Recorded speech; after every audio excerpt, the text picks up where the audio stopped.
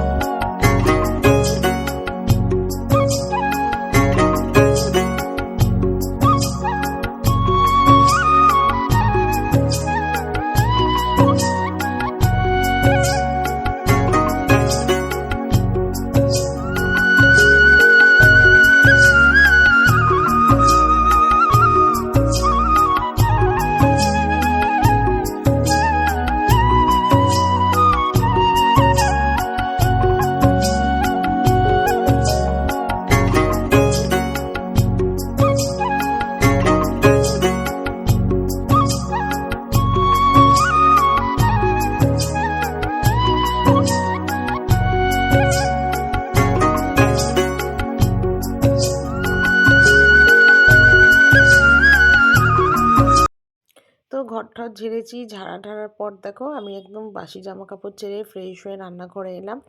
আর একটু গরম জল করেছিলাম, করে একটু গায়ে জল ঢেলেছি। কেন বলো তো, সারা গা না একদম ধুলো ধুলো হয়ে গেছে। মানে পরে না এরকম ধুলো অবস্থায় যদি আমি মানে থাকি না, আমার হাত পা চুলকাবে। সেই জন্য আমি একটুখানি গরম জল করলাম, করে হাত মুখ ধুয়ে গায়ে জল ঢেলে তারপরে আমি চলে এলাম নিচে। তো এখন তো আর সকালবেলা অনেকটাই দেরি হয়েছে, প্রায় এখন 9:30 মতন বাজে। এতক্ষণ ধরে সমস্ত কাজগুলো সারলাম। তো সেই জন্যে দেরিটা অনেকটাই হয়ে গেছে। আর এসে নিচে রান্নাঘরে বাসনগুলো কিন্তু সব মেজেছি, সেটার ভিডিও তোমাদের কাছে শেয়ার করতে পারিনি। একবারে বাসন টাসন মেজে আমি কিন্তু গা ধুয়ে নিচে এলাম। তো বাসনগুলো দেখো এখন ঝপাঝপ গুছিয়ে নিচ্ছি, কারণ অনেক বাসন ছিল। তো একটু গুছিয়ে নিচ্ছি, কেন তোমাদের দাদাভাই গেছে বাজারে। তো আমি ভাবলাম কিছু যখন ও বাজারেই গেছে, তাহলে আমি বাসনগুলো গুছিয়ে নিয়ে একবারে চাটা বসাই।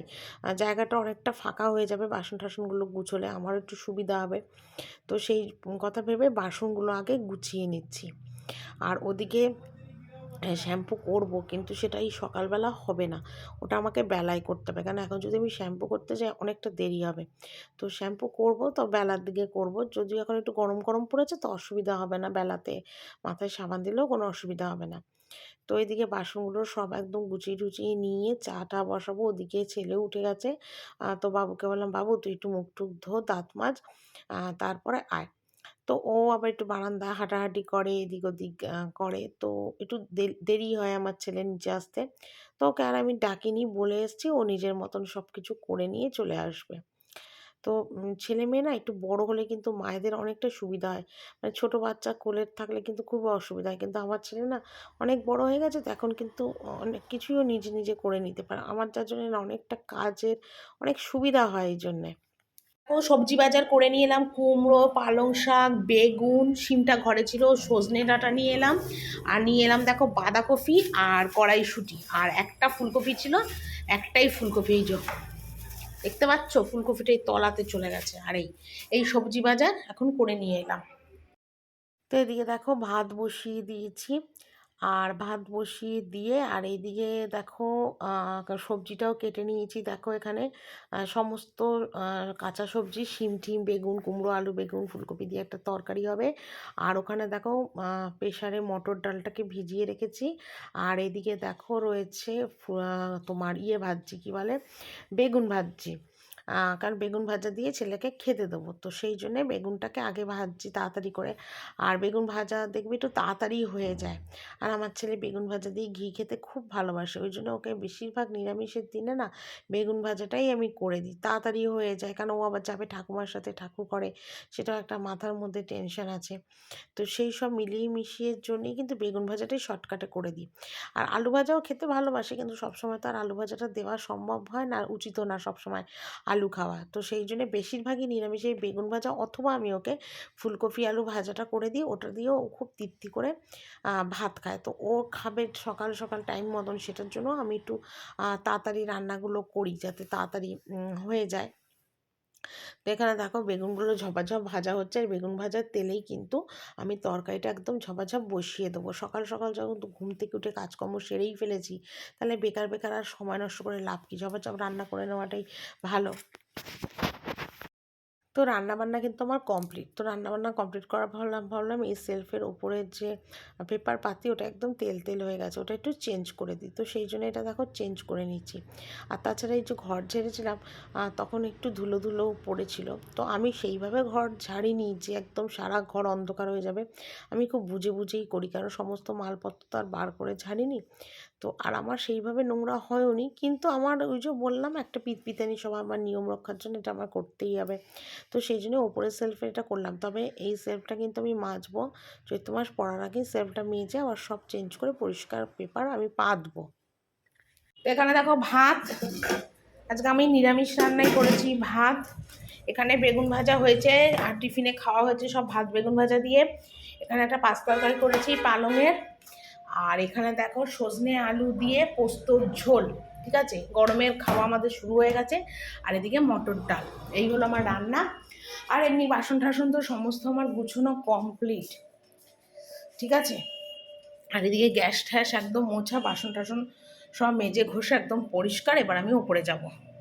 তো এইমাত্র ঘরে এলাম, অনেকগুলো কাজ করেছি, রান্না বান্না সারার পরে দোতলার টয়লেট, তিনতলার টয়লেট পরিষ্কার করেছি, তিনতলায় বেসিন পরিষ্কার করেছি, দোতলায় বেসিন পরিষ্কার করেছি, কিন্তু ওই নোংরা টোংরা অবস্থায় মানে বাথরুম পায়খানা যেহেতু পরিষ্কার করেছিলাম, তো সেই কারণের জন্য কিন্তু আমি কি বলবো মানে ফোনটা আর ধরিনি, মানে নোংরা টোংরা গা হাত পা জামা কাপড় নোংরা, সেই জন্য আমি আর ফোনটা ধরিনি।